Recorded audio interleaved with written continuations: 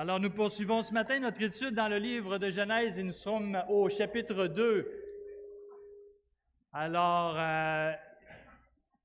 question de se mettre un peu dans l'ambiance du chapitre 2. J'aimerais savoir, regarde, je vous donne quelques questions. Quel est le salaire annuel de Nick Suzuki? La réponse est affichée. 785 000. Ah, il y a 2 zéros de trop, c'est une erreur de copie. 7 millions. OK, il a enlevé 2 zéros. Mais lui, c'est vraiment 700 millions la valeur de son contrat. C'est la vedette des Dodgers de Los Angeles. Si vous êtes des amateurs de baseball, vous suivez certainement sa saison extraordinaire, peut-être le meilleur joueur de baseball qui a jamais existé. On lui a fait signer un contrat de 700 millions de dollars. Et je lisais un article sur ce sujet, puis ça disait que les Dodgers avaient fait un bon coup. Imaginez-vous. Salaire moyen d'un médecin au Québec? 420 000. Valeur statistique d'une vie humaine au Québec? 9 millions. Chers amis, je vous annonce ce matin que vous valez 9 millions de dollars. Ça, c'est la valeur que les actuaires, que les économistes estiment la valeur d'une vie. Alors, c'est très important ce chiffre-là. Si vous n'avez pas les calculs actuariels, les fonds de pension, les primes d'assurance, les investissements publics, c'est souvent basé sur ces valeurs-là. Ça n'a pas d'importance. C'est une moyenne. Ça, c'est une moyenne, Claudette. Mais est-ce que c'est les bons paramètres? Est-ce que c'est les bonnes façons de voir la valeur de la personne, la valeur d'une vie? À la lumière du chapitre 2 de Genèse, je peux vous dire que non. Parce que c'est notre valeur à nous, elle est aux yeux de Dieu. Son importance est aux yeux de Dieu. Je vous parle un peu du chapitre 2. On a commencé la semaine dernière. Je fais juste mettre un contexte. On a vu d'abord au chapitre 1 que la présentation de la création se fait d'une façon chronologique, premier jour jusqu'au 7e. Elle se fait aussi sous un angle, un grand angle. Hein? Le focus est ouvert. C'est un grand angle. On ne va pas dans les détails. On fait une description générale de la création de l'homme et de la femme, versets 26 à 31. Tandis qu'au chapitre 2, bien, on a un ordre maintenant qui est plus logique, avec un objectif qui est beaucoup plus précis. On parle de téléobjectif. Le récit de la création de l'homme et de la femme est beaucoup plus détaillé et on met l'accent sur l'homme qui se trouve au centre de l'activité et de l'intérêt de Dieu. Remarquez qu'on n'est pas dans le chapitre 2 dans un récit parallèle au chapitre 1. Certains commentateurs vont parler d'un autre récit pour parler de la création au chapitre 2. Mais ce n'est pas un autre récit. C'est une forme de parenthèse. Il n'y a aucune contradiction entre le chapitre 1 et le chapitre 2. Une parenthèse qui s'ouvre pour développer le récit du chapitre 1, où on parle donc dans le chapitre 2 d'une façon plus précise de la création de l'homme, de ses responsabilités et de son union avec la femme. Alors ça, c'est les 3 points qui vont guider mon message ce matin. Le chapitre 2 place aussi les bases du chapitre 3. On retrouve quoi dans le chapitre 2? Le jardin d'Éden, les fruits, la végétation, l'arbre du bien et du mal, l'arbre de la connaissance du bien et du mal, l'arbre de vie, l'union de l'homme et de la femme. Tout le contexte, donc, du chapitre 3 se trouve au chapitre 2. On dit que si le chapitre 2 n'était pas là, il manquerait quelque chose au chapitre 1. Et évidemment, on rentrerait dans le chapitre 3 sans contexte, sans mise sans table qui est mise. Donc, c'est une unité littéraire, si on peut dire, des 3 chapitres. 1, 2, 3, donc ça forme une forme d'unité littéraire. Alors, attaquons ce chapitre, ce texte au deuxième chapitre, où on voit la valeur de l'homme dans sa ressemblance avec Dieu. Premier point, valeur de l'homme dans sa ressemblance avec Dieu. Je vous invite à tourner dans vos Bibles. On lit pour bien comprendre 2 versets dans le chapitre 1, donc versets 26 et 27, et après ça, on va lire au chapitre 2. Donc, je commence ma lecture au chapitre 1, verset 26. « Puis Dieu dit, faisons l'homme à notre image, à notre ressemblance, qu'il domine sur la mer, sur les oiseaux du ciel, sur le bétail, sur toute la terre et sur tous les reptiles qui rampent sur la terre. Dieu créa l'homme à son image, il le créa à l'image de Dieu. Il créa l'homme et la femme. » Versets 26 et 27. Je vous amène maintenant au verset 4 du chapitre 2, c'est là où on était rendu, après l'étude de Marc-André. Donc, verset 4 du chapitre 2. « Telle fut l'histoire du ciel et de la terre quand ils furent créés. Lorsque l'Éternel Dieu fit le ciel et la terre, il n'y avait encore aucun arbuste des champs sur la terre et aucune herbe des champs qui ne poussait encore, car l'Éternel Dieu n'avait pas fait pleuvoir sur la terre et il n'y avait pas d'homme pour cultiver le sol. Cependant, une vapeur montait de la terre et arrosait toute la surface du sol. L'Éternel Dieu façonna l'homme avec la poussière de la terre. Il insuffla un souffle de vie dans ses narines et l'homme devint un être vivant ou une âme vivante. » Prions. Notre Dieu, quel texte important pour la création de l'homme et de la femme, pour notre compréhension de l'univers, compréhension de nos relations entre nous, compréhension de nos relations avec toi. Alors, Seigneur, nous sommes dans la base de plein de choses avec ces textes. Donc, on veut les regarder avec attention, solennité et s'attendre à toi, notre Dieu, pour nous parler. Bénis-nous, Seigneur, ce matin. Amen.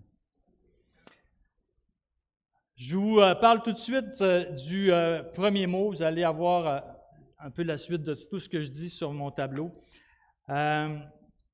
Un mot qui est important à regarder tout de suite, c'est le mot « éternel ».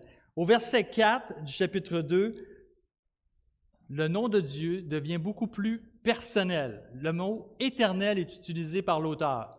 Alors, c'est un mot qui nous parle de l'aspect personnel de Dieu, de son aspect relationnel aussi. Au chapitre 1, verset 26, Dieu dit, tandis qu'au chapitre 2, c'est le mot « éternel » qui revient. Et tout le long du chapitre, l'Éternel Dieu façonna, l'Éternel Dieu prit l'homme, l'Éternel Dieu dit, etc., jusqu'au verset 22. Alors, on voit comment Dieu se présente maintenant dans le rapport qu'il a avec l'homme et la femme d'une façon beaucoup plus personnelle et relationnelle. Il souligne donc aussi le fait que Dieu fait l'homme à son image. Mais qu'est-ce que ça veut dire, faire un homme et une femme créés à l'image de Dieu? Premièrement, les êtres vivants sur terre ont été créés le 6e jour. Ça, on a vu ça. Chacun à partir de la terre, pour la terre. Mais le point culminant de la création se trouve dans la personne humaine, dans l'humanité. Quand je dis homme, faites attention, là, c'est un homme avec un grand H des fois, puis des fois, ça parle aussi de l'homme en tant que sexe. Mais ici, on parle de l'humanité. Donc, le texte nous montre une vie qui est mise à part dans sa relation avec son Créateur, avec le Dieu. Et on voit dans le texte comment il y a un Dieu créateur, premièrement, qui agit à titre d'architecte, de penseur du plan. Faisons de l'homme à notre image. Dans ce « faisons l'homme », c'est une idée d'architecture. Quelqu'un a pensé à tout. Donc, le plan de Dieu se manifeste. Un plan qui se manifeste au travers d'un modèle. Faisons l'homme à notre image. à notre ressemblance. Et un plan de Dieu aussi qui se manifeste dans ses desseins, c'est-à-dire dans ses buts. À quoi ça sert, l'homme et la femme? Peupler la terre, la gouverner, l'administrer, la gérer. Donc, le modèle divin veut que la vie humaine, mâle et femelle, soit à son image. Évidemment, ce n'est pas physique, c'est une représentation. Donc, une vie humaine à notre image et à notre ressemblance. Pas pour rien que le mot ressemblance vient là. C'est comme pour spécifier, montrer que c'est une similitude. Alors, ce souffle, il nous apporte quoi? Il nous apporte la vie. Nous sommes animés par le souffle de Dieu. À partir d'un être de poussière, la vie est créée. Il nous apporte une compréhension spirituelle. Job, chapitre 32, verset 8, va parler de ça. Il nous apporte une conscience de qui on est, de qui est Dieu, conscience de ce qui nous manque. À un moment donné, l'homme va dire « Hey, il me manque quelque chose. » Conscience du respect des commandements. Ça va être dans le contexte aussi de la création. Donc, une conscience, une capacité de prendre des décisions morales, même avant de connaître le bien et le mal. Bref, on peut penser que la capacité morale est accordée aux êtres humains au travers de ce souffle créateur. La transmission de la pensée de Dieu, la transmission de ce que Dieu veut pour l'homme se fait au travers de ce souffle, de cette respiration. Donc, c'est véritablement le souffle de vie que nous avons de la part de Dieu. Donc, les êtres humains ont une compréhension, une vie spirituelle, une sensibilité éthique et morale, une conscience et la capacité d'être des représentants de Dieu sur terre. C'est ça l'idée que Dieu a lorsqu'il nous donne la vie. D'ailleurs, la compréhension, si on va encore plus loin, du mot « image », doit être en relation avec le but visé que de Dieu, de gérer, de dominer la création. Un auteur théologique allemand a dit « De même que les rois érigent des statues d'eux-mêmes sur les frontières de leur pays pour montrer leur domaine souverain, de même Dieu a établi ses représentants sur la terre. » Nous sommes les représentants de Dieu sur la terre. Non seulement Dieu a insufflé son souffle de vie, mais il nous a façonnés. Le verset 7. L'Éternel Dieu façonna. Dans d'autres versions, ça va parler de former. Mais c'est un moment vraiment spécial. C'est un terme, le mot façonner, c'est le verbe qui a donné le nom potier. Alors, pensez à la poterie. On peut penser à certains passages de l'Ancien Testament qui parlent de comment Dieu est le potier. Alors, cette image est reflétée dans la création de l'homme. J'essayais de m'imaginer cette journée du 6, le 6, j'imagine le vendredi, où l'homme, toute la nature sur Terre est créée, les animaux terrestres. Puis là, on peut penser à la quantité. On peut même penser à une espèce de travail à la chaîne, je ne le sais pas, mais je m'imaginais ça. Mais à un moment donné, pour l'homme et la femme, ce n'est plus une usine, c'est un artisan, c'est un artiste qui s'investit dans le travail, qui prend son temps, qui le forme avec ses mains, qui lui donne la vie. Vous avez le passage dans le psaume 139, je le cite dans la version Darby, j'ai trouvé ça tellement beau. Je te célébrerai de ce que j'ai été fait d'une étrange et admirable manière. Tes œuvres sont merveilleuses et mon âme le sait très bien. Mes os ne t'ont point été cachés lorsque j'ai été fait dans le secret, façonné comme une broderie dans les lieux bas de la terre. Alors ça nous parle de le fœtus qui naît, qui grandit dans le ventre d'une femme, mais ça nous parle aussi de ce moment créationnel où Dieu a pris le temps de façonner comme un artiste l'homme à son image. Alors, jusqu'à présent, dans l'histoire créationnelle, Dieu a créé toutes choses à partir de rien. Mais avec Adam, Dieu fait quelque chose de différent. Il le forme de la poussière du sol pour montrer d'où il vient, son humanité. Il vient d'un ordre créé comme le reste de la création des animaux, mais il est appelé à dominer. L'homme est distinct de la création universelle. Pour Israël, c'est des textes qui étaient capitaux aussi, comme pour nous. Pensons à Israël qui voyait en Dieu maintenant celui qui les avait formés, qui avait créé le peuple, qui les amenait à dominer sur la terre. Jésus reprend ces textes-là dans Matthieu, chapitre 19. Il rappelle l'existence, le début de l'existence humaine. L'existence littérale et historique de la création, donc de l'homme et de la femme, est pour nous aujourd'hui un élément essentiel à notre foi. Si vous n'avez pas cette conviction que Dieu est le Créateur de qui nous sommes,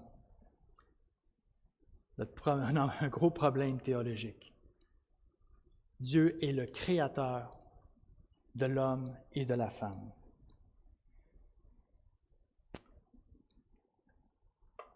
Donc, avec le verset 7, on voit comment la relation de l'homme de Dieu avec l'humanité, comment les soins sont pris, comment il s'arrête pour le faire, et comment il donne de cette façon-là aussi la capacité de le servir. Et ce sont des détails qui sont importants pour, je le répète, Israël, mais pour nous aujourd'hui. Cette semaine, j'ai posé une question à Suzanne. J'ai dit, à quelle valeur évalues-tu ta vie? Comment tu vaux? Qu'est-ce qui te donne de la valeur? Elle me répond, moi, ma valeur est dans le sang de Christ. Quelle belle réponse d'une femme spirituelle. Mais j'ai dit, ta valeur est dans le sang de Christ, tu as raison. Il y a un élément encore plus profond que ça, qui dépend, même on pourrait dire que le sang de Christ dépend de ça. Et c'est cet acte créationnel. Dieu qui a créé l'homme à son image, à sa ressemblance. Pourquoi Jésus est venu sur la terre? Pour sauver l'humanité, pour nous ramener dans une relation comme celle qui était voulue par Dieu au chapitre 2 de la Genèse. Nous sommes des êtres voulus par Dieu. Je l'amène maintenant quelques applications pour nous. Premièrement, les amis, on n'est pas des animaux. On n'est pas de la même chose. Nous ne sommes pas... J'avais des flashs cette semaine de gens qui sont environnementalistes. On n'est pas des baleines. On n'est pas des vaches, comme en Inde. Nous sommes des êtres humains, créés, façonnés par Dieu. Nous n'avons pas la valeur d'une baleine, nous n'avons pas la valeur d'une vache. Savoir que Dieu a soufflé, nous a donné la vie par le souffle, qu'il a façonné le premier homme avec soin, avec attention, donne une valeur inestimable à l'humanité, à chacun d'entre nous. Qu'on soit vieux, on n'est pas des déchets rendus à 90 ans. qu'on soit malade, qu'on soit limité physiquement, qu'on soit un fœtus, nous avons une valeur inestimable aux yeux de Dieu. Ne vous rentrez pas dans la tête des histoires comme l'aide médicale à mourir, l'avortement. Nous sommes des êtres précieux pour Dieu. Nous avons été créés par Dieu, nous sommes donc ses créatures et nous avons donc le potentiel de le représenter en étant à son image. Deuxième point, donc on a parlé de la valeur en relation avec notre création, valeur maintenant en relation avec les soins que Dieu nous donne. D'abord, il nous place. On va lire verset 28 du chapitre 1. Je recommence à partir du verset 28, mais après ça, on va lire à partir du verset 8 du chapitre 2. Donc, chapitre 1, verset 28, pour comprendre les soins que Dieu nous donne. Dieu les bénit et leur dit, donc l'homme et la femme sont créés, Dieu les bénit et leur dit, reproduisez-vous, devenez nombreux, remplissez la terre et soumettez-la, dominez sur les poissons de la mer, sur les oiseaux du ciel et sur tout animal qui se déplace sur la terre. Je vais au verset 8 du chapitre 2, donc la suite de notre texte de tantôt. L'Éternel Dieu planta un jardin en Éden, à l'est, du côté de l'est. Il y mit l'homme qu'il avait façonné.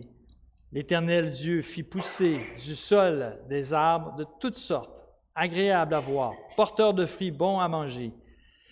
Il fit pousser l'arbre de la vie au milieu du jardin, ainsi que l'arbre de la connaissance du bien et du mal.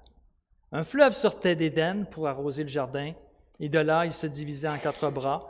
Le nom du premier était Pishon, il entoure le pays d'Avila, où se trouve l'or. L'or de ce pays est pur, on y trouve aussi du bdellium et la pierre d'onyx. Le nom du deuxième fleuve est Gihon, il entoure tout le pays de Cush. Le nom du troisième est le Tigre, il coule à l'est de la Syrie. Le 4e fleuve, c'est l'Euphrate. L'Éternel Dieu prit l'homme et le plaça dans le jardin d'Éden pour qu'il le cultive et le garde. L'Éternel Dieu donna cet ordre à l'homme. Tu pourras manger les fruits de tous les arbres du jardin, mais tu ne mangeras pas le fruit de l'arbre de la connaissance du bien et du mal, car le jour où tu en mangeras, tu mourras, c'est certain. L'Éternel Dieu dit, « Il n'est pas bon que l'homme soit seul, je lui ferai une aide qui soit son vis-à-vis. » Verset 19, l'Éternel Dieu façonna à partir de la terre tous les animaux sauvages et tous les oiseaux du ciel, puis il les fit venir vers l'homme pour voir comment il les appellerait. Il voulait que tout être vivant porte le nom que l'homme lui donnerait. L'homme donna des noms à tout le bétail, aux oiseaux du ciel et à tous les animaux sauvages, mais pour lui-même, il ne trouva point d'aide qui soit son vis-à-vis. J'arrête là. Le récit donc de la création de l'homme et de la femme comprend l'attention spéciale que Dieu lui accorde. Alors, une attention qui se présente premièrement dans le lieu où il le place, deuxièmement dans les responsabilités qu'il lui donne, et troisièmement dans, on pourrait dire, le cadre, les limites qu'il lui impose. Donc, premièrement, Adam et Ève sont placés dans le jardin d'Éden et on peut laisser aller notre imagination ce matin. On s'est même rappelé comment allait être pas la fin des temps, mais la Jérusalem céleste, chapitre 21 et 22 d'Apocalypse. Et on a toutes les images là. Hein? L'arbre de vie, le fleuve, la lumière, la beauté, la richesse, les pierres précieuses, l'or. On a tout ça. Mais j'aimerais un matin qu'on prenne le temps de penser que Dieu a créé le jardin d'Éden pour placer l'homme avec lequel il s'identifie. Le Dieu créateur dont le trône est au ciel. L'univers est son temple. Il domine sur tout. Mais il crée une place spéciale, un point précis sur la carte, délimité. Évidemment, on ne sait pas ce que c'est aujourd'hui, mais c'est clair que c'est un endroit précis par toutes les indications qui y sont données pour placer l'homme et la femme. Donc, cette attention révèle l'intérêt et les soins particuliers que Dieu porte à l'homme. Il s'attarde dans ce passage, justement, à révéler d'une façon précise des éléments de cette place, de cette conception. Il y a un commentateur qui parle de cet endroit comme la salle du trône du royaume. Le royaume étant l'univers, la salle du royaume où l'homme et la femme sont placés se trouve à être le jardin d'Éden. Donc, le souverain, celui qui domine sur la nature, l'homme, celui qui domine est placé dans un lieu béni, un lieu sanctifié du temple. Un autre élément aussi qui nous parle de sa souveraineté, c'est le fait qu'il nomme les animaux. Il donne des noms. Et ça, bien, c'était réservé à celui qui avait l'autorité. Les parents donnent des noms à leurs enfants, mais je ne donne pas de nom à mon voisin. Je n'ai pas d'autorité sur lui. Alors, ce concept était clair déjà pour eux. Puis on voit bien que c'était ce que Dieu voulait. Au verset 19, « Il voulait que tout être vivant porte le nom que l'homme lui donnerait. » Donc, cette souveraineté, cette responsabilité, ça manifeste entre autres par cet aspect-là. L'homme a des responsabilités. Non seulement il a des responsabilités, mais il est appelé à travailler. Yes! Travailler. Et c'est très intéressant de voir que le mot qui est utilisé pour parler de travail ici est le même mot qui est utilisé pour parler du travail des sacrificateurs et des Lévites dans le temple. C'est un geste, c'est une action d'adoration. Le travail est perçu, le travail d'Adam et Ève dans le jardin est reçu par Dieu comme un geste d'adoration. Ceux qui ont fait les Actes des Apôtres au chapitre, je ne sais pas si ça vous rappelle quelque chose, mais au chapitre 13, lorsqu'on voit ceux qui sont là, qui rendent un culte à Dieu dans certaines versions, dans d'autres versions, ça dit seulement qu'ils prient et qu'ils jeûnent, mais c'est la même idée, c'est les mêmes mots qui sont utilisés pour parler d'un service pour Dieu. Alors, les hommes qui vont mettre à part Paul et Barnabas sont en train de faire un service pour Dieu. Le travail que nous faisons pour Dieu, les amis, est reçu par Dieu comme un acte d'adoration. Et c'est intéressant de voir que le fait que Dieu appelle l'humanité à travailler avant la chute est bon. C'est un plan, c'est un but pour Dieu qui est bon pour l'homme, pour l'humanité. Donc, les applications qu'on peut faire déjà. Notre travail pour Dieu est vu comme un acte d'adoration. Aujourd'hui, en 2024, ce que nous faisons pour Dieu, ne serait-ce que de donner un verre d'eau à quelqu'un, est perçu comme un acte d'adoration et monte devant Dieu comme un parfum de bonne odeur. Ne négligez pas le service que vous faites pour Dieu. 1 Corinthiens 15, verset 58, « Ainsi, mes frères bien-aimés, soyez fermes, inébranlables, travaillant de mieux en mieux à l'œuvre du Seigneur, sachant que votre travail ne sera pas vain dans le Seigneur. Et cette œuvre n'est pas une corvée, ni un devoir à accomplir à contre-cœur. C'est une source de joie, d'épanouissement. C'est quelque chose de bon. On sait que beaucoup de gens aujourd'hui vont se cherchent un peu dans la vie. Ils cherchent un but dans leur vie. Ils cherchent à s'accomplir. Ils cherchent un sens à leur vie.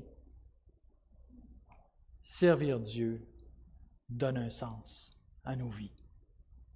Servir Dieu donne un sens à nos vies.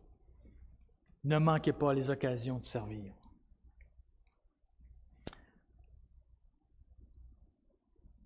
Même dans la perfection de Dieu, dans le Jardin d'Éden, le travail existe. Oubliez votre image de recherche d'un petit paradis sur terre pour planter votre hamac entre deux arbres, puis vous coucher. Ne confondez pas, comme j'ai écrit, notre paradis à l'hédonisme. L'hédonisme, c'est notre satisfaction personnelle. C'est se faire, nous, un Dieu. Nous sommes là pour servir Dieu. C'est bon, c'est agréable, c'est voulu, c'est honoré. C'est dans le plan de Dieu. Servez Dieu dans les conditions où vous êtes, selon l'âge que vous avez, vos moyens, oui, mais servez. Pour notre bien, maintenant, pour notre bien, l'Éternel place également des barrières, des interdits, des limites, des privilèges. Dieu appelle Adam à la fidélité, non seulement dans son travail, mais aussi dans son obéissance. Dieu ordonne à Adam de ne pas manger d'un arbre en particulier, l'arbre de la connaissance du bien et du mal, mais il lui donne tout le reste. Il y a de grandes bénédictions avec Dieu. Il y a des privilèges avec Dieu. Tout le reste t'appartient. Il peut faire tout sauf une chose. Dieu a conçu l'Éden de telle sorte qu'Adam puisse jouir de ses fruits. Il a de la liberté dans l'obéissance aux commandements de Dieu. Mais les commandements de Dieu comportent aussi des restrictions. Dieu dit à Adam de ne pas manger de l'arbre de la connaissance du bien ou du mal. Et non seulement il y a des restrictions, mais il y a aussi des conséquences. Le jour où tu en mangeras, tu mourras, c'est certain. Notre relation avec Dieu comprend tout ça. Bénédiction, malédiction, privilège, responsabilité. Ça fait partie de ce que Dieu demande de l'homme. Et parce que Dieu aime l'homme, qu'il veut notre bien, parce qu'il est notre Créateur, et dans ce sens, il sait mieux que tout être humain ce qui est bien pour nous, ce qui nous procure le bonheur. Il donne des privilèges et il donne aussi des limites. Alors, c'est important de souligner que Dieu donne, dans ce cadre, Dieu donne à l'homme, le cadre que Dieu donne à l'homme trouve son origine dans la Genèse, dans l'Éden, et non dans Exode, au chapitre 20, avec les 10 commandements. Le cadre de vie qui nous fait du bien, qui est pour notre vie, notre bonheur, notre bien-être, présente des privilèges, des responsabilités, des bénédictions et des malédictions. C'est compris dans la pensée de Dieu pour nous. La plupart des gens pensent que les mots que Dieu associe à notre comportement sont des conséquences effectivement du péché. C'est vrai qu'il y a des conséquences au péché, on s'entend, ou soit des inconvénients qui sont inutiles, qui nous privent d'une bonne vie, mais Genèse 2 nous montre l'inverse. une fidélité au commandement de Dieu est une clé pour une vie épanouie, une bonne vie. On arrive, troisième point, le dernier, la valeur de l'homme maintenant qui est présentée, se retrouve, si on veut, dans la compagne qu'il lui donne, dans la femme. Donc, après avoir vu défiler les animaux devant lui, Adam va comprendre qu'il lui manque quelque chose. Il lui manque un vis-à-vis, une aide. Et c'est aussi le constat que Dieu avait fait avant, au verset 15. Avant même de faire venir les animaux, Dieu voit qu'il lui manque quelque chose. L'Éternel Dieu, il n'est pas bon que l'homme soit seul. Donc, dans la création, tout est bon. Jusqu'à date, tout est bon. Mais à partir de là, il manque quelque chose. Il n'est pas bon que l'homme soit seul. Et dans ce dernier acte de création, Dieu va façonner la femme à partir de la côte de l'homme. L'homme qui, dans le jardin, va s'endormir. Une côte va lui être enlevée. Et de cette côte va être façonnée, comme l'homme a été façonné, une femme, qui sera une aide légale vis-à-vis de l'homme. Donc Adam va la voir, il se sent immédiatement attaché à elle. On trouve ça dans les versets qui suivent notre lecture de tantôt. Verset 22. L'Éternel Dieu forma une femme à partir de la côte qu'il avait prise de l'homme, et il l'amena vers l'homme. L'homme dit, « Voici cette fois celle qui est faite des mêmes os que moi et de la même chair que moi. On l'appellera femme parce qu'elle a été tirée de l'homme. » Alors vous avez deux mots ici, hommes et femmes qui vont ensemble, ish, isha. Alors c'est pourquoi l'homme quittera son père et sa mère et s'attachera à sa femme, et ils ne feront qu'un. L'homme et la femme étaient tous deux nus, ils n'en avaient point honte. C'est des versets qu'on cite souvent dans les mariages, et on n'a plus de temps pour aller là-dedans, puis ce n'est pas l'objet de mon exposé, mais j'aimerais parler d'une chose par contre. L'aide. Qu'est-ce que ça veut dire, l'aide? Je vais te donner une aide, je vais te créer une aide. D'abord, ce n'est pas une servante, une bonne, mais c'est plutôt encore plus grand que ça, c'est incomparable. C'est le secours qui est accordé à l'homme. Terme utilisé plus d'une vingtaine de fois dans l'Ancien Testament, le même mot, aide. Et ça, je prends des notes que Marc-André a déjà données ici. Donc, une vingtaine de fois dans l'Ancien Testament, 13 fois sur 20 est utilisé pour qualifier l'Éternel en relation avec Israël en tant que sauveur.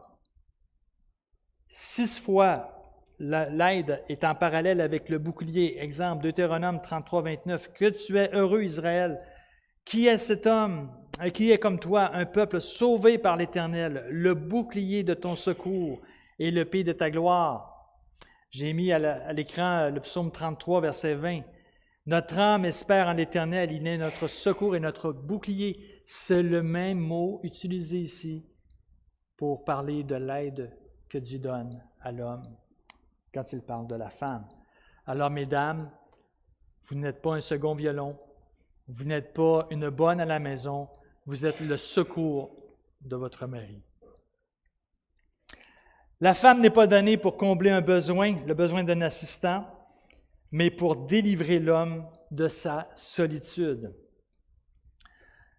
Le désir de Dieu était de créer un être qui allait délivrer Adam de sa solitude en étant un partenaire qui lui correspond, non seulement sexuellement, mais dans tous les aspects de sa vie. On va parler de sexualité, on va parler de relationnel, l'homme seul, il a besoin d'une femme. On va parler même au niveau du travail, comme c'est appelé dans Genèse 2 à faire, dominer. L'homme et la femme vont dominer sur la nature. Donc, ce sont des partenaires aussi dans le travail. Ce sont aussi des passages qui sont souvent repris dans les mariages. Jésus lui-même va l'utiliser. pour parler de l'union d'un homme et d'une femme. J'arrête là. On n'a pas le temps d'aller là. Mais il faut se rappeler, ce qui est important, c'est que Adam était incomplet en étant seul. Il était incomplet dans tous les aspects de sa vie, comme j'ai dit, sexuel, relationnel, au niveau du travail, opérationnel, je ne sais plus quel mot utiliser, mais aussi pour refléter l'image de Dieu.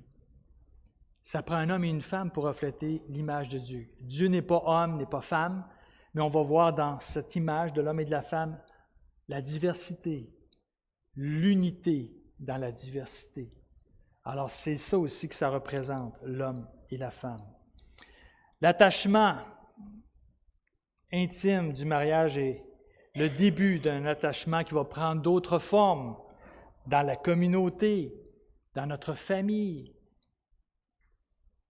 dans nos relations, et pour Israël, même au niveau national.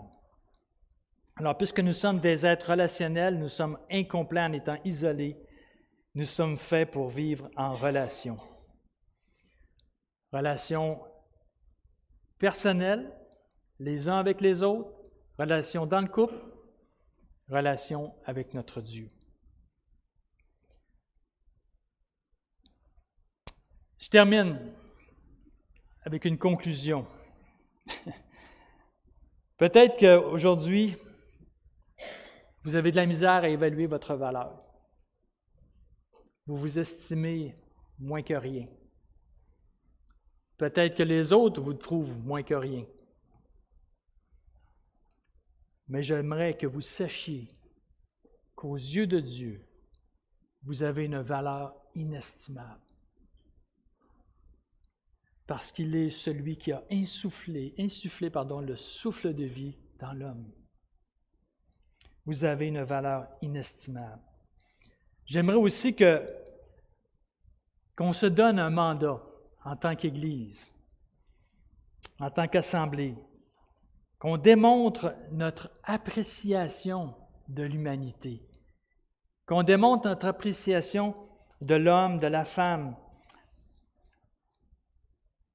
du plus vieux, de l'enfant, dans notre communauté. Personne, homme, femme, enfant, créé à l'image de Dieu. Qu'on soit une famille unie qui prend soin les uns des autres, comme Dieu a pris soin de l'homme et de la femme dans le Jardin d'Éden.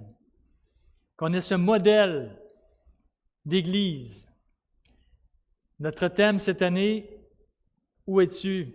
Où est ton frère? » Derrière ça, c'est cette idée qui germe dans notre tête, que nous soyons des gens qui ont une relation avec Dieu et une relation les uns et les autres. Et quel texte extraordinaire pour parler de ça ce matin, avec ce chapitre 2. Alors, ma prière, mon challenge, mon défi, c'est qu'on puisse vivre en communauté cette réalité que Dieu a présentée dans Genèse 2. Prions. Notre Dieu, merci encore pour ce texte merveilleux. Merci parce que tu es le Dieu créateur de toutes choses et que tu as pris une attention spéciale en créant l'homme et la femme, en le plaçant dans le Jardin d'Éden, en lui donnant une valeur inestimable. Et nous voulons vivre, notre Dieu, nos vies maintenant, en se rappelant cette valeur inestimable que tu as donnée à l'homme, que tu as rappelée en donnant ton propre Fils pour nous.